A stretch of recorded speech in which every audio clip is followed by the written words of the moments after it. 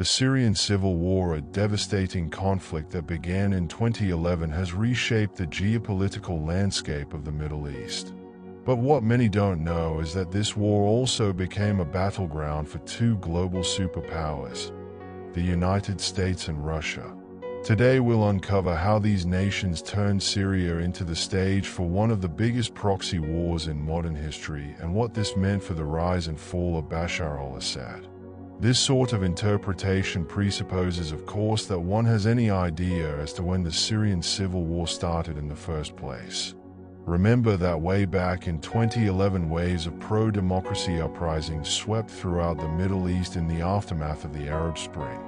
Protests of Bashar al-Assad's repressive rule by the Syrian people emerged soon after, noticing the revolutions going on in Tunisia and Egypt, urging reforms and doing away with corruption. Assad used brutal force and turned this peaceful protest to a full-fledged civil war. Fast forward, what then seemed as an inner rift between Assad and his opponents was nothing of that sort. Terror groups like ISIS, various factional elements, international players entered into the fray. As far as the United States and its allies were concerned, Assad was an autocrat who beat down on his people. Then the new fear became a spreading ISIS. In that context, the Obama administration thought Syria was a chance to weaken ISIS on one level while using it in a third dimension to help the other, presumably more moderate opposition force working toward a coup against Assad. Through programs like Operation Timber Sycamore, the CIA funded, armed and trained some rebel groups. Officially, this was democracy promotion. Was it also a means of keeping the US plugged into the Middle East? Syria became more the strategic partner of Russia in the entire region. It has actually been Moscow's closest friend since the times of Cold War. In this particular context, the Tartus naval base has become really an important strategic foothold in the Mediterranean.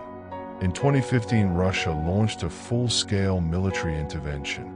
But unlike the US, which was supporting rebels, Russia focused on propping up Assad's government, claiming to fight terrorism, but often targeting rebel strongholds. The most obvious reason is that Syria became some kind of chessboard where the US and Russia played a bigger geopolitical game. America wanted to probe the influence of Russia within the region, whereas Russia would like to prove its rank as a world power. From an economic interest view, Syria lies at the center of the proposed pipeline that will connect one day the Middle East to the Europe. In a country where the US and friends were supporting the bypasses Russia pipeline federation, Russia was an ally to Mr. President Bashar Assad, such that Russia's influence would be on exporting energy. Finally, some would argue that this war was one of ideologies: democracy against authoritarianism.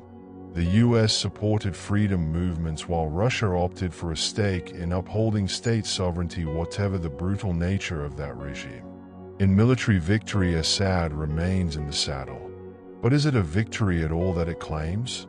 Syria's economy lies in shambles, millions are internally displaced, and international sanctions have effectively strangled the regime. In contrast, Russian resources are stretched to the limit while the US is largely out. Both superpowers have paid significant costs to their involvement. The Syrian civil war is a cautionary tale. The proxy wars look low risk on the part of global powers, but in human terms it's incalculable.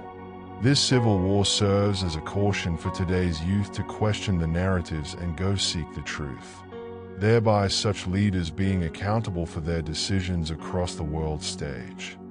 You'll say, was proxy war in Syria avoidable, or was it some natural result of international policy? Comment with your take. Share this with others, and remember to like and subscribe for even more deep dives on events affecting the world.